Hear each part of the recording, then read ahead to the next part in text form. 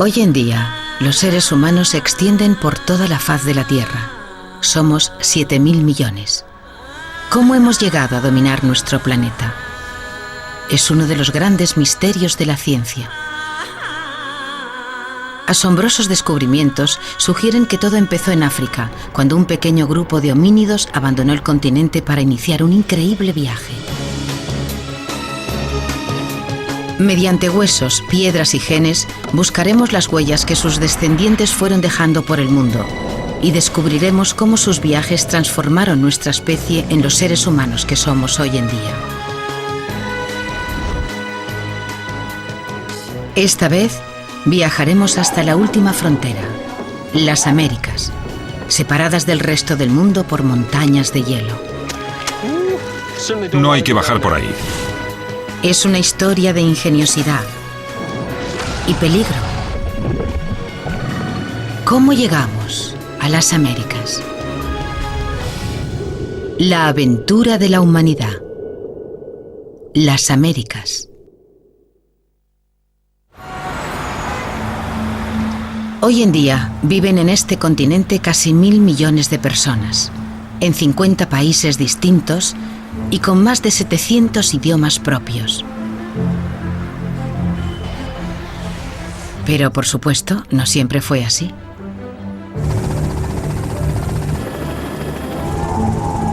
No hace mucho, ningún ser humano había pisado jamás América del Norte ni del Sur.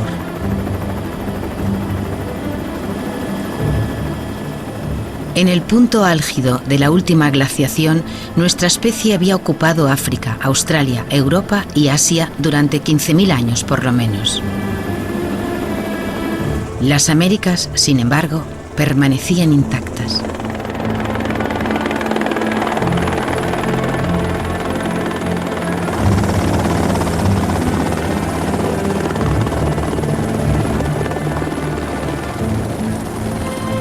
Y por tres motivos indiscutibles. El Atlántico al este. Más de 10.000 kilómetros de océano Pacífico al oeste. Y las grandes extensiones de hielo al norte. Casi todo Canadá y Alaska estaban cubiertos de hielo, con un grosor de varios kilómetros.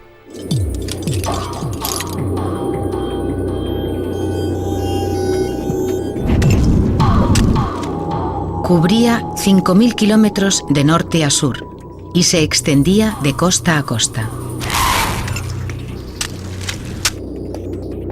Cuesta imaginar una barrera más peligrosa o intimidante.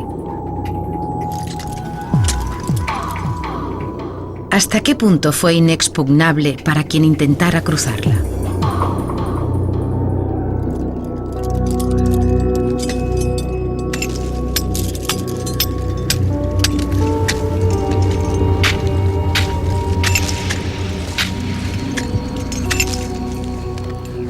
Jim O'Radar es un montañero que ha escalado algunos de los picos más altos del mundo y conoce muy bien los peligros del hielo.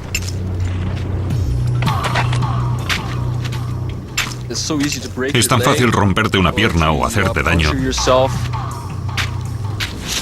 Este sitio es bastante terrible. Cualquier caída sería fatal. Me he visto colgado de la cuerda a centenares de metros sin distinguir el fondo de la grieta.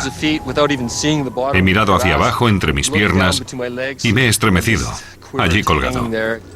Incluso con material moderno, quienes lo intentan corren grave peligro de hipotermia y deshidratación. Imaginemos cómo debió ser en la edad de hielo sin el equipo adecuado para transportar provisiones para el viaje. El hielo desaparece de repente. Habría sido simplemente imposible. Pero lo más extraordinario y misterioso es que algunos homínidos de la Edad de Piedra llegaron a pesar de todo hasta América, una tierra completamente inalcanzable a todos los efectos.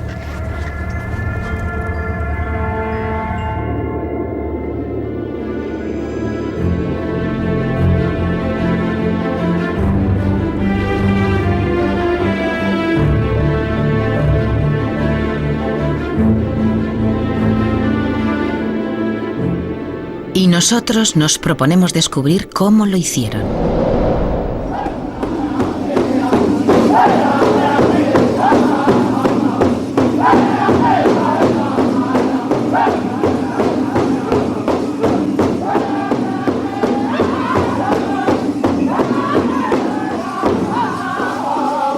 En Calgary, Canadá, la primera nación nativa americana, Tsuut'ina, se ha reunido para celebrar uno de los acontecimientos más importantes del año, el Powwow.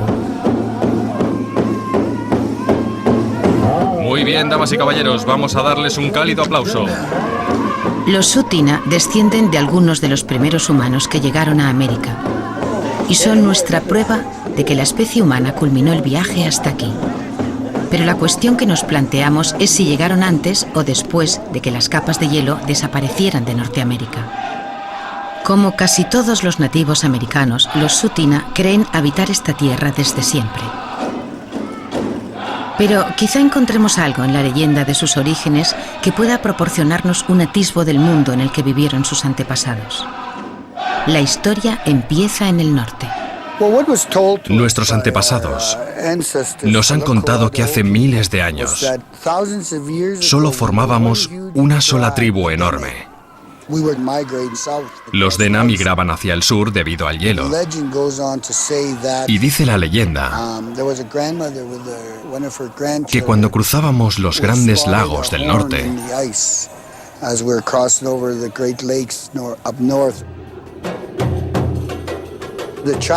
una abuela que viajaba con su nieto divisó un cuerno en el hielo. El niño pidió aquel cuerno a su abuela y ésta empezó a cuartear el hielo para sacarlo y dárselo a su nieto. Entonces el hielo se separó, de manera que los clanes que estaban en el lado sur siguieron emigrando en esta dirección y los que se quedaron en el lado norte permanecieron en el norte. Así es como se cuenta siempre esta historia. Esta historia de un gran viaje tribal a través del hielo parece ofrecernos una pista sobre el tiempo que los Tsuut'ina llevan viviendo aquí. Estaban aquí cuando estaba helado. De acuerdo, vamos a retenerlos en el corral. Mirad eso. ¡Santo Dios! Y lo que quizá resulte todavía más intrigante es algo visible en sus caras. Sus rasgos son muy característicos: pómulos altos, una cara relativamente plana y ojos almendrados. Unas características que ya hemos visto antes, en la aventura de la humanidad, aunque muy lejos de aquí, en Siberia, a más de 6.000 kilómetros al oeste de Calgary.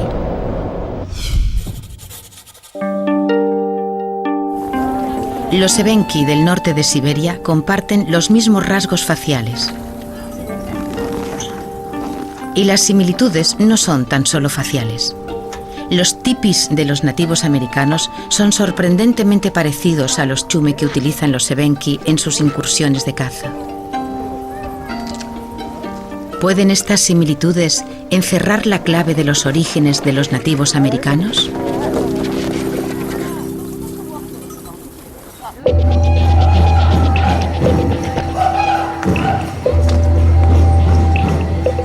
Tracy Litter, una científica de la Universidad de Cambridge, tiene un motivo concreto para interesarse en esta cuestión. Ella misma pertenece en efecto a las tribus Colville del estado de Washington y está estudiando la historia de los nativos americanos. Una de las herramientas que utiliza para seguir el rastro de sus antepasados es el ADN mitocondríaco, una huella genética almacenada en nuestras células que se transmite por vía materna de madre a hijo, aunque este sistema no es muy popular. La investigación genética está rodeada de cierta polémica entre las comunidades nativas. En el pasado muchas veces se han llevado a cabo investigaciones sin el conocimiento de las tribus estudiadas. Muchas comunidades nativas creen que los recursos biológicos, sus tejidos y fluidos corporales, sus cabellos, son sagrados. Pero al trabajar con las comunidades nativas americanas, científicos como Tracy han podido descubrir una increíble cantidad de informaciones gracias a su ADN. Todos los nativos americanos del norte y del sur pertenecen a uno de los 5 linajes del sur de Siberia. Durante muchos años, los científicos han supuesto la existencia de este vínculo debido a sus atributos físicos y ahora la genética lo corrobora. Las investigaciones genéticas más recientes sugieren que todos venimos de África. Hace unos 70.000 años, Un pequeño grupo de homínidos abandonaron el continente. Sus descendientes poblaron Asia, Australia y Europa. Y la genética permite ahora extender su aventura hasta América. Todo indica que los antepasados de todos los nativos americanos tuvieron su origen en Siberia. Y lo que es más, ciertos indicios implican que entraron en América en algún momento de la última glaciación, entre 15 y 18.000 años atrás. Por lo tanto, emigraron desde Siberia hasta América en un momento en que el norte del continente estaba cubierto por una impenetrable capa de hielo. Hoy en día, Siberia y Alaska están separadas por 80 kilómetros de agua. Pero sabemos que hace 20.000 años, el estrecho de Bering formaba parte de una vasta extensión de tierra, conocida como Beringia, que podía haber permitido el paso hasta Alaska.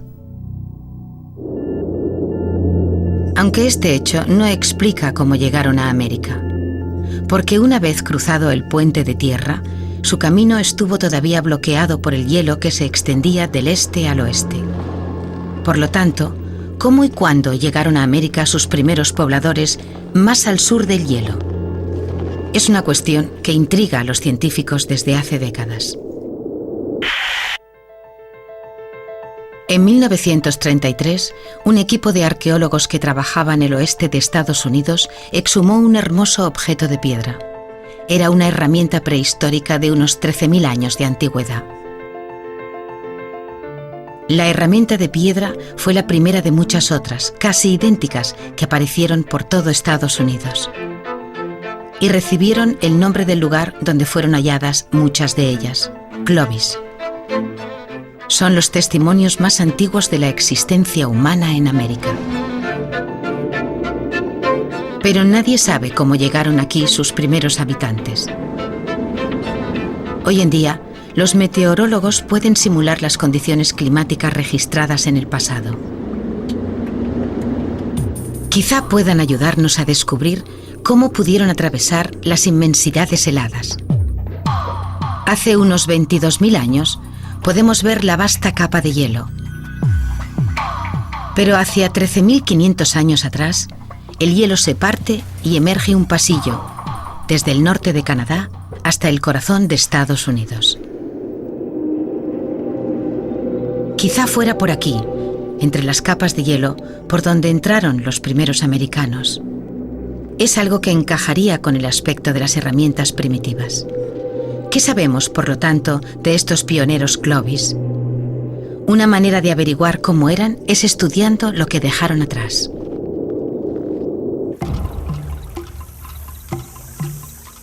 El arqueólogo Andy Hemmings es un experto en las herramientas prehistóricas y está reproduciendo una de los pioneros Clovis. Aquí tengo una réplica moderna de una punta Clovis que estoy montando en una lanza de unos 2 metros. En la base del dardo hay una pequeña hendidura donde se encaja el mango y luego se sujeta, envolviéndolo con tendones para que quede bien fijo. Tras montarlas en un mango, se convertían en lanzas letales. En Arizona encontramos 8 puntas de lanzas con los restos de un mamut, 5 de ellos en el cráneo y los omóplatos. Cualquiera hubiera causado una herida mortal. En Clovis se encontraron numerosas armas como estas en los cuerpos de los mamuts. Era la tecnología más avanzada hace 13.000 años. Sin animales prehistóricos disponibles para probar estas armas, Andy tiene una novedosa forma de demostrar su eficacia.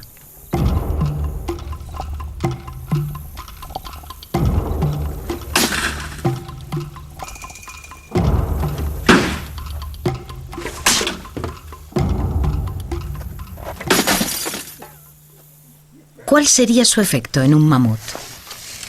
Debieron penetrar a la misma profundidad, hasta aquí, algo letal. Y ahora el animal tiene un proyectil insertado en su cuerpo. De manera que cualquier movimiento, incluso los más mínimos, son increíblemente dolorosos y debilitantes. Así, incluso las heridas no necesariamente letales contribuyen con el resto de los dardos a debilitar el animal para que podamos derribarle.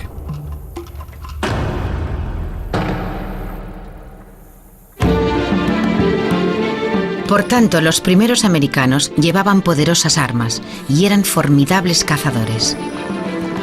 De hecho, algunos creen que fueron tan formidables que cambiaron el mundo para siempre.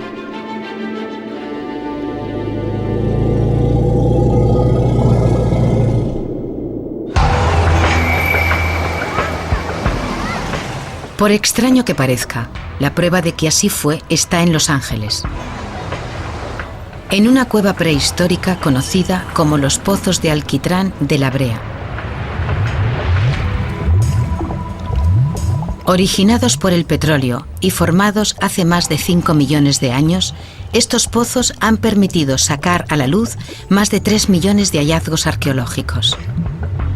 Nada como este lugar, uno de los yacimientos arqueológicos más extraños del planeta, para informarnos sobre el mundo de los primeros americanos. Resulta muy difícil trabajar en los pozos de alquitrán apestosos y sucios, y nadie consigue hacerlo sin quedarse pegado. Pero para el Dr. John Harris es un lugar de trabajo ideal. Trabajar aquí en La Brea es como un sueño opulento para un arqueólogo, porque hay tantos especímenes y están tan bien conservados que forman como una biblioteca de la Edad del Hielo. La razón de su singularidad reside en que miles de años antes de la construcción de Los Ángeles, el hecho de que fueran pegadizos no era simplemente molesto, sino una trampa mortal. Bastaría con 5 centímetros de esta brea para inmovilizar un caballo.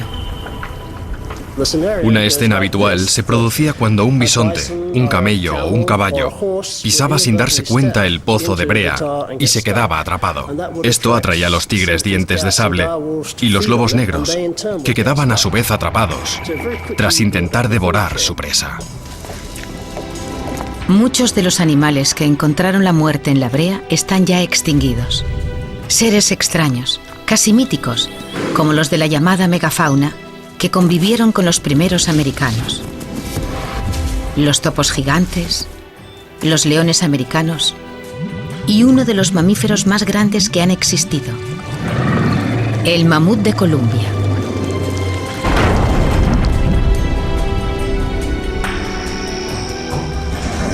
Medía unos 3 o 4 metros de alto y pesaba unas 10 toneladas. El grosor de su piel y su tamaño habrían bastado para disuadir a los depredadores, pero contaba además con un par de colmillos de 3 metros de largo que le ayudaban a defenderse. Los mamuts no debieron ser una presa fácil para los cazadores de la Edad de Piedra, pero sabemos que mataban mamuts con herramientas de piedra. De hecho, algunos consideraban que era tal su destreza que tanto los mamuts como otros animales gigantes se extinguieron a causa de ella.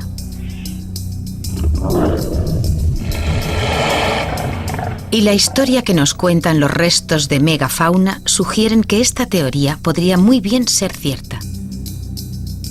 Como el rastro de los mamuts y otros grandes mamíferos se detiene 13.000 años atrás, tras la aparición de las primeras herramientas Clovis, la desaparición del animal parece estar relacionada con la llegada de los seres humanos. Si eso es cierto, la extinción de la megafauna nos da otra pista sobre el momento en que llegaron los primeros humanos.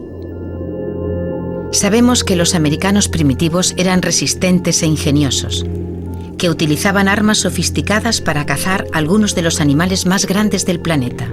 Y durante gran parte del siglo pasado, los expertos coincidieron en fechar su llegada a América unos 13.000 años atrás, tras atravesar la brecha entre las capas de hielo. Sin embargo, nuevos descubrimientos amenazan ahora con dinamitar esta teoría. En las afueras de Galt, una pequeña localidad en Texas, encontramos el primer indicio de que quizá tengamos que reescribir la historia. En medio de un campo aparentemente anodino, Mike Collins dirige la excavación de uno de los mayores yacimientos prehistóricos que atestiguan la presencia humana en América. Hemos sacado más de 1,5 millones de artefactos. Solo si no quieres que lo haga. Probablemente más de la mitad de los artefactos Clovis desenterrados en Norteamérica. Y solo hemos excavado el 3% del yacimiento. Aquí se encontraba el campamento base, donde residía la tribu. Era una especie de centro de operaciones donde el grupo social, hombres, mujeres y niños, residía y llevaba a cabo numerosas actividades domésticas. Encontramos vestigios de la preparación de los alimentos, fabricación de herramientas, trabajo del cuero, la madera, los huesos, este tipo de cosas. Casi todos los objetos hallados pertenecen al período histórico conocido como Clovis, unos 13.000 años atrás. Hasta ahora se estimaba que fue entonces cuando llegaron los primeros humanos, pero las excavaciones de Mike lo han cambiado todo. ¿Sabe qué es realmente apasionante? Que hay una capa inferior con más cosas debajo de la de Clovis. Y para un arqueólogo, inferior equivale a anterior. Hasta aquí encontramos artefactos Clovis, pero al seguir excavando encontramos otros a mayor profundidad, a unos 20 o 25 centímetros más abajo. Se trata, sin duda, de objetos creados por el hombre. Una bonita astilla aquí, por ejemplo, con una plataforma. Hemos podido datarla en 14.400 años. Eso equivale a 1.000 años antes del período Clovis.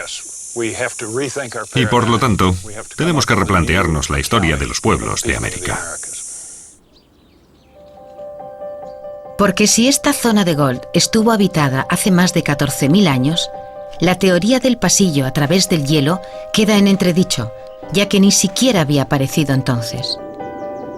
No es más que una simple fecha, y Mike necesita más pruebas, pero su equipo no es el único en formular teorías que cuestionan lo establecido sobre la llegada de los primeros americanos.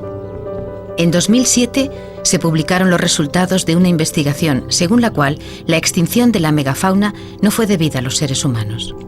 Fue algo mucho más dramático.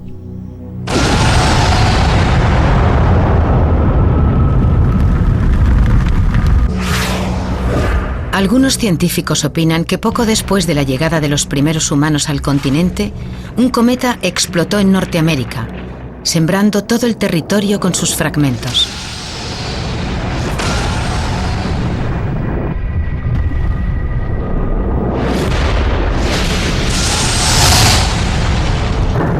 El calor generado por esta explosión fue tan intenso que pudo incendiar toda la vegetación del continente norteamericano.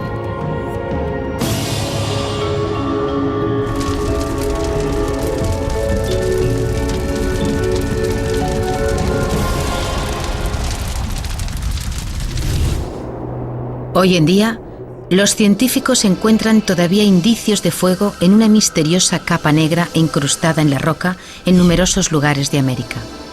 Enterradas en estas capas aparecen unas diminutas esferas, como cuentas de carbono, que solo se generan a temperaturas extremas. Si fueron consecuencia de la explosión del cometa, eso indica que dicha explosión tuvo un efecto catastrófico para la vida en el continente. Con la desaparición de la vegetación, los mamuts habrían sufrido una carencia de alimentos, por lo tanto, incluso si consiguieron sobrevivir a la detonación, se habrían extinguido por falta de sustento. De ser eso cierto, la desaparición de la megafauna quizá no tuvo nada que ver, después de todo, con la llegada de los humanos. Lo que es más, algunos científicos empiezan a dudar incluso de la posibilidad de una migración a través de las capas de hielo.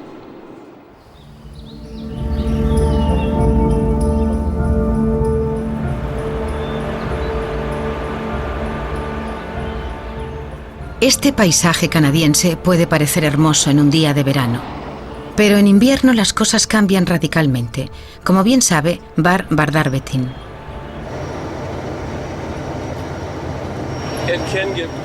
En Canadá las cosas pueden ponerse muy duras. Vemos muchísima nieve. En la zona donde estamos a punto de entrar suelen producirse desprendimientos y corrimientos de tierra, y la autopista tiene que cerrarse gran parte del tiempo por culpa de estas avalanchas. Incluso en un confortable camión moderno, viajar a través de este paisaje es un gran reto. Puede caer una lluvia helada. Las temperaturas pueden bajar hasta los 20 o 25 grados bajo cero. Y sabemos que cuando se abrió el corredor a través del hielo, las condiciones debieron ser mucho peores, con un paisaje lleno de lagos helados, pantanos y ciénagas, y un viento gélido. Con tan pocos recursos alimenticios, la supervivencia humana fue imposible. Así pues, la teoría de que los primeros habitantes de América entraron a través de este pasillo parece cada vez más improbable. Y para encontrar una nueva explicación, debemos buscar las pruebas más antiguas de nuestra llegada. El lugar más propicio para esta búsqueda está en América del Sur, en una zona de Chile conocida como el Distrito de los Lagos, famoso por su fantástico paisaje volcánico. Años atrás, apareció uno de los hallazgos arqueológicos más importantes en todas las Américas cerca de un riachuelo local. Unos peones que trabajaban en la zona tropezaron casualmente con un objeto que sobresalía en la orilla. Al observarlo más de cerca, resultó ser uno de varios huesos enterrados. Y cuando los expertos empezaron a estudiar la zona más a fondo, pronto se puso de manifiesto que lo que los peones habían encontrado era algo más que el esqueleto de algún animal. Mario Pino era el geólogo del equipo que excavó los restos de todo un asentamiento humano. Entre otros, los restos de un gran toldo, ¿ya? En una tienda de grandes dimensiones. En esa tienda podían dormir alrededor de 25 personas.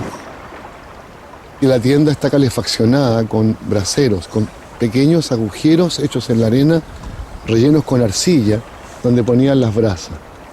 Muy distintos de los fuegos mayores o las fogatas mayores que están afuera, que probablemente eran hechas para cocinar. La construcción del toldo mayor llevó o necesitó gran energía, mucho trabajo, poco probable para una estadía muy corta. Y a 30 metros de distancia encontraron otra tienda, más pequeña, tan pequeña que solo tenía capacidad para 2 personas. La estructura, el cimiento, está fabricado con grava y arena, pero está pegado con grasa de animal. En el interior de la tienda encontraron los restos de plantas medicinales.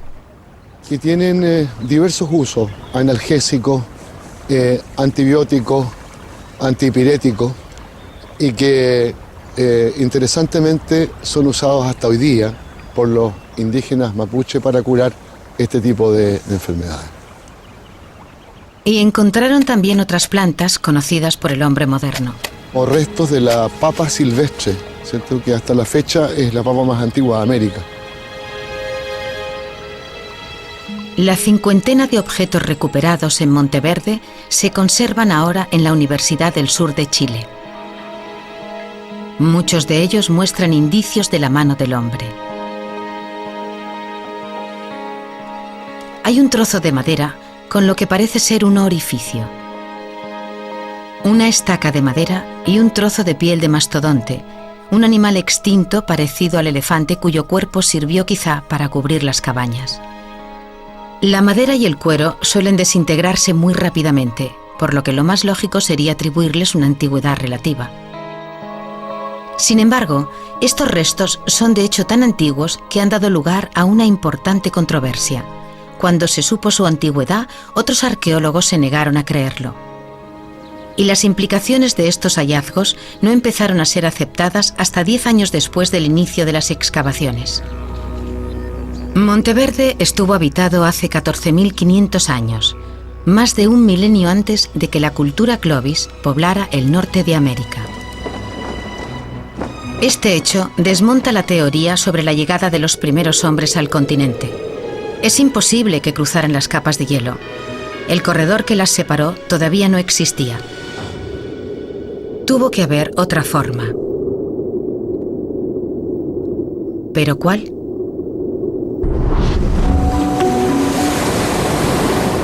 Quizá las excavaciones de Monteverde puedan orientarnos en otra dirección. En efecto, el yacimiento abunda en pequeños guijarros marinos y sal, lo cual solo puede indicar una cosa: el mar. Hasta ahora habíamos dado por sentado que los primeros hombres llegaron a América desde el norte, pero cabe la posibilidad de que en lugar de venir por tierras desde el norte, llegaran desde el sur y por vía marítima.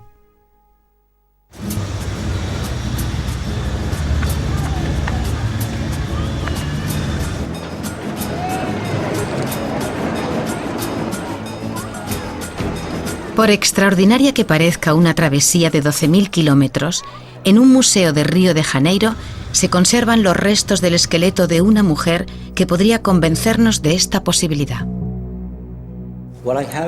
Lo que tenemos aquí es el cráneo de Lucía, uno de los esqueletos humanos más antiguos encontrados en América, por no decir el más antiguo.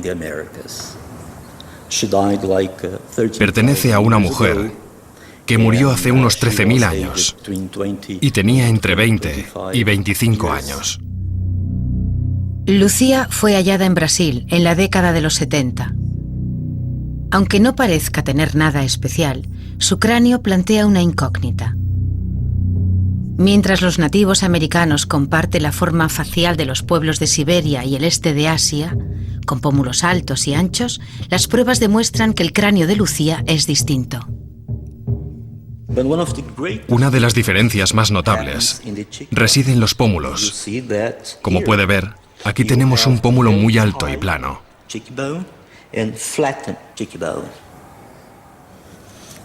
En cambio, en el caso de Lucía, los pómulos son muy bajos y no son planos, como en este cráneo asiático.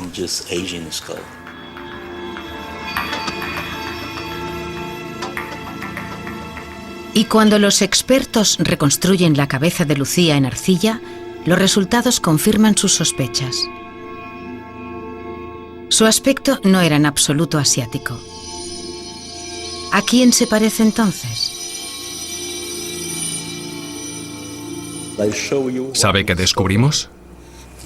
Descubrimos que extrañamente es mucho más parecida a los austroasiáticos que a los asiáticos o a los nativos americanos.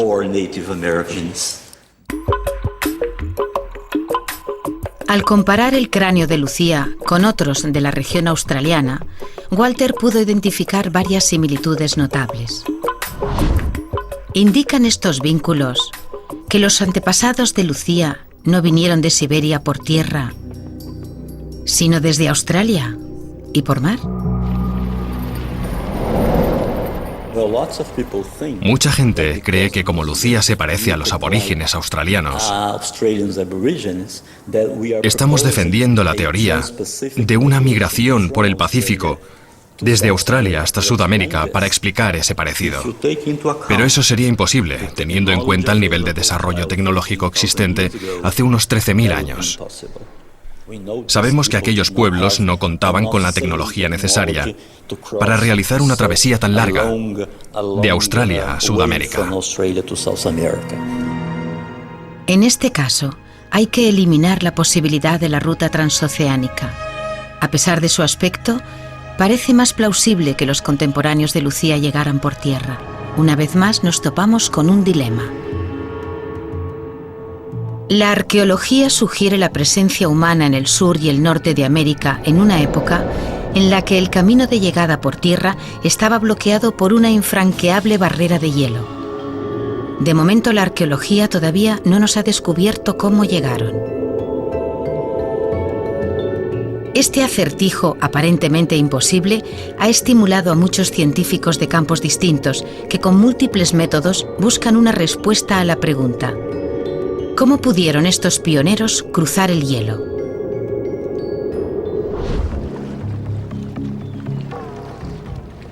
Uno de los motivos por los que la arqueología no puede contárnoslo todo es la dificultad que presenta la exhumación de algunas de las mejores pistas. Durante la Edad del Hielo, había tanta agua encerrada en las capas de hielo que el nivel del mar era mucho más bajo, y parte de lo que ahora es el mar fue antaño tierra firme. Quizá la tierra que los primeros americanos cruzaron y las posibles pistas que nos dejaron se encuentren bajo el agua. Sin embargo, existe una ciencia a la que podemos recurrir para recuperar estas pruebas submarinas. Es una ciencia más asociada con la criminología, la ciencia forense. El domingo, el cuerpo parcialmente desnudo. Cuando apareció el cadáver de una joven en un lago de Vancouver, se pudo encontrar y condenar al asesino gracias a la identificación de minutas partículas presentes en su cabello.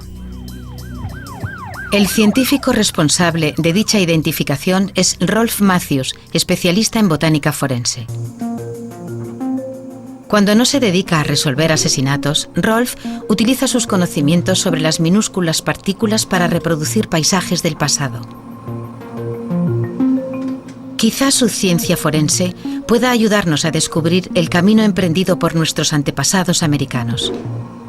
Rolf basa sus investigaciones en un material que no parece demasiado útil.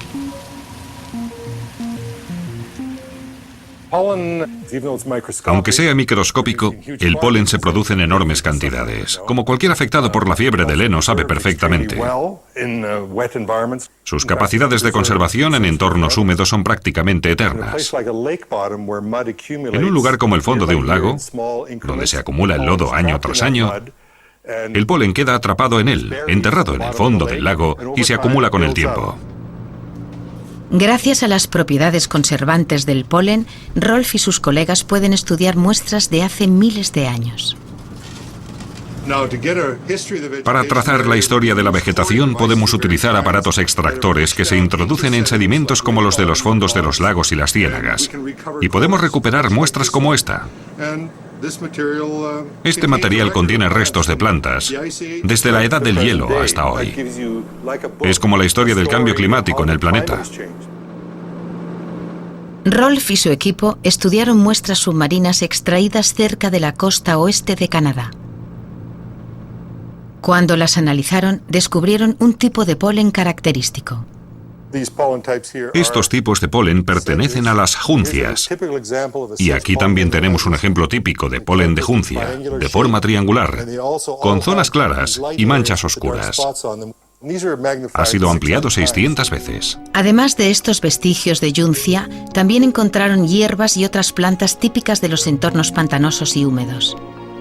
Pero el descubrimiento más importante fue su antigüedad. El polen se remontaba a 17.000 años atrás, en plena edad del hielo.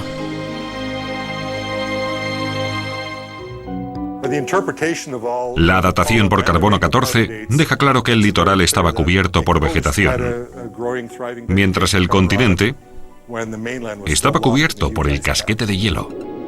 Al parecer, aunque el continente permaneciera enterrado bajo el hielo, en ciertos puntos de la costa, el deshielo había permitido el crecimiento de las plantas. Esto significa que es teóricamente posible que los humanos se abrieran camino bordeando la capa de hielo. Sin embargo, el paisaje que los granos de polen de Rolf nos describen no era siempre cálido y acogedor. ¿Habría suficiente comida para sustentar familias enteras? Para averiguarlo, los científicos han recurrido a unos peculiares ayudantes: los osos.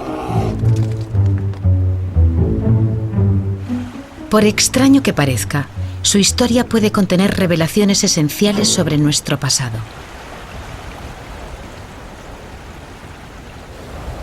En los últimos años, el antropólogo Quentin Mackey ha investigado la historia de estos animales. Hemos estado investigando yacimientos en cavernas de la costa noroeste de Norteamérica, que se remontan al final de la última glaciación, y hemos encontrado cantidad de huesos de osos, más de 6.000 de ellos, y casi todos solo son pequeños fragmentos medio triturados, pero algunos están en muy buen estado. Este es, por ejemplo, el cráneo de un oso pardo, que murió hace 14.500 años.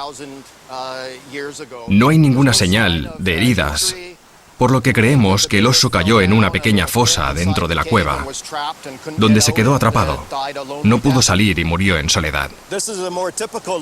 Esta otra es una pieza más típica, un pequeño fragmento de la pierna de un oso pardo joven, y es la pieza más antigua que tenemos, de más de 17.000 años de antigüedad.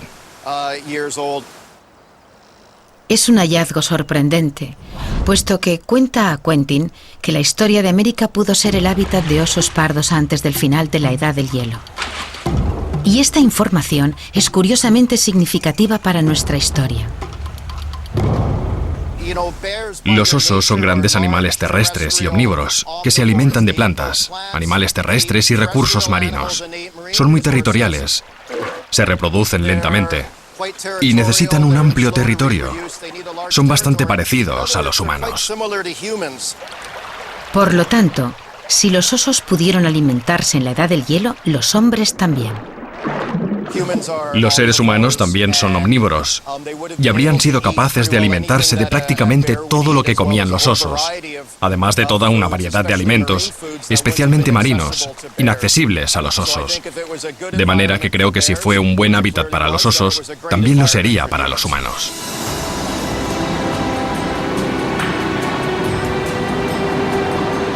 Nuevas investigaciones sugieren que hubo otra cosa, oculta bajo el agua, que pudo contribuir a la supervivencia humana a lo largo de toda la costa americana.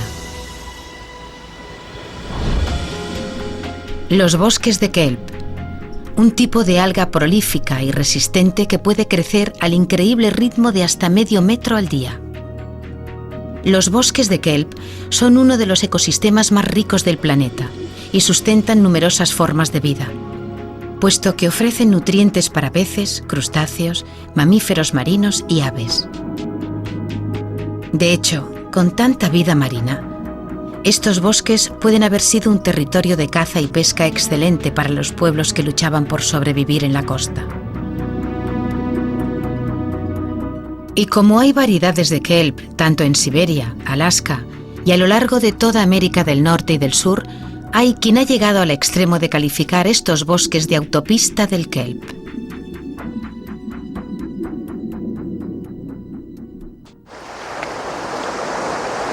Así, la idea de una migración humana por la costa está empezando a adquirir credibilidad. Los primeros emigrantes pudieron haberse refugiado en la costa oeste libre del hielo, donde abundaban los recursos alimenticios.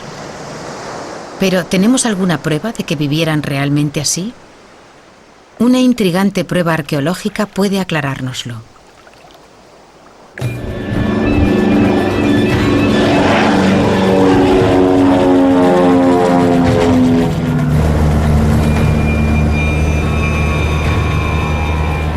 En aguas del sur de California se encuentra una accidentada isla llamada Santa Rosa. Todavía no hay ferry regular para ir a la isla, a la que llegan muy pocos visitantes. La mejor forma de llegar es en taxi aéreo.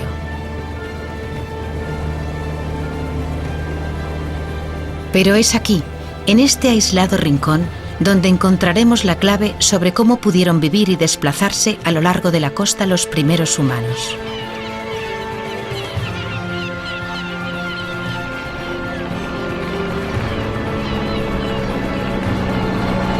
Para John Johnson, el conservador del museo, esta isla tiene un significado especial.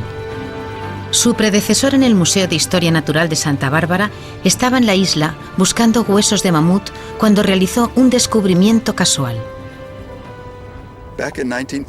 En el año 1959, Phil Orr embarrancó su vehículo en el barro justo más abajo de donde nos encontramos. Y mientras miraba a su alrededor en busca de algún sistema para desatascar el coche, encontró dos huesos que sobresalían de la ladera del cañón.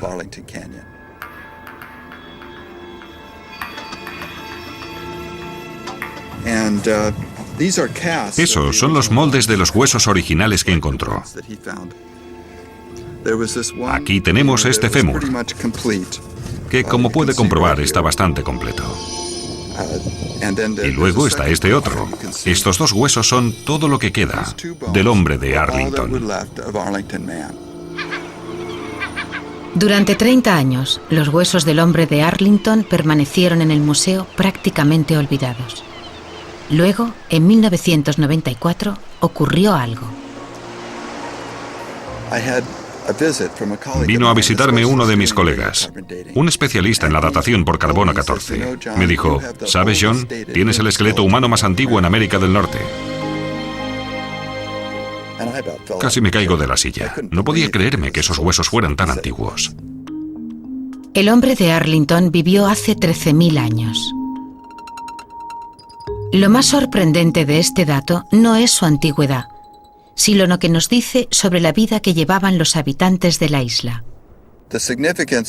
La presencia del hombre de Arlington hace 13.000 años es especialmente relevante, porque esta isla estaba a 10 kilómetros de tierra firme. Por lo tanto, la única forma de acceso era en barco.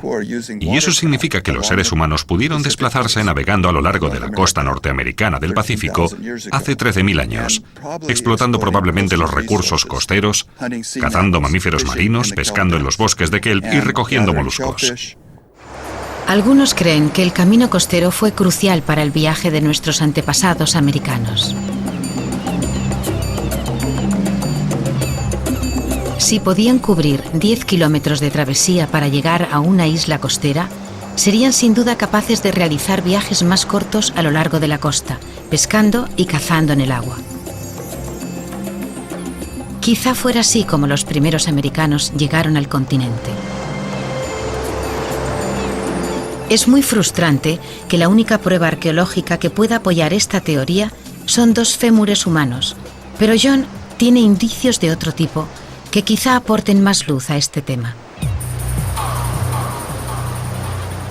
Durante los últimos 15 años ha estado involucrado en un proyecto de investigación de la prehistoria de algunos de los nativos americanos actuales mediante una base de datos del ADN.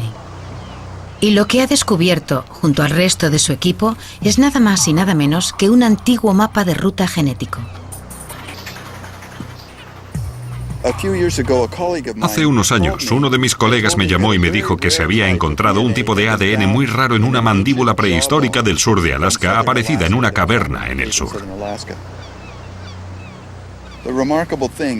Lo notable del caso es que este tipo particular de ADN coincidía con el que también encontramos aquí, entre los indios Chumash que viven en California. Y lo más apasionante es que cuando se cotejó este tipo de ADN en una base de datos de nativos americanos, se descubrieron otras coincidencias. En el noroeste de México, entre los indios Caupa de la costa de Ecuador, los indios mapuches en el sur de Chile, los Yargún del sur de la Patagonia, y en cementerios prehistóricos en Tierra de Fuego. Plasmadas en un mapa, estas firmas genéticas forman un reguero a lo largo de la costa del Pacífico. Lo más interesante de esta distribución es que se limita prácticamente a cubrir la costa del Pacífico.